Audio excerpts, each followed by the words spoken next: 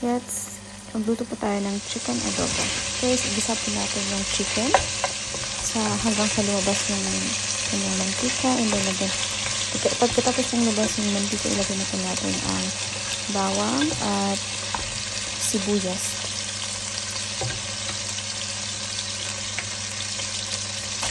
Yan.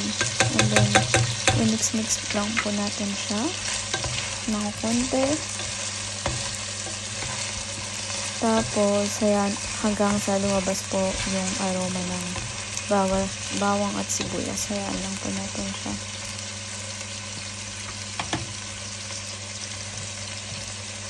Ayan. Ayan, medyo nasunog-sunog na yung bawang natin dyan. Pero kebs. Then, maglagay po tayo ng suka. Tansya-tansya lang po yan. And, lagyan po natin ng sugar. 2 tablespoon, depende lang po yan sa inyo. And then, lagyan po natin ng, of course, soy sauce.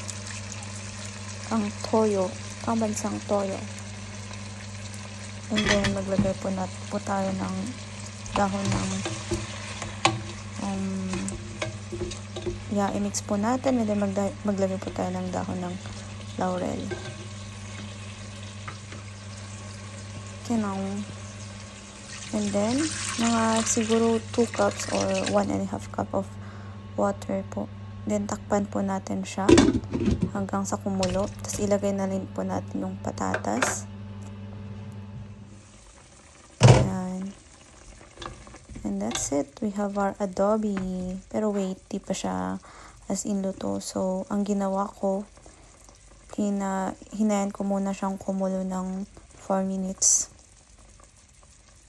Para mas lumambot pa yung karne. And of course, maluto yung patatas. And that's it. We have our adobo ng Pinas. Ciao!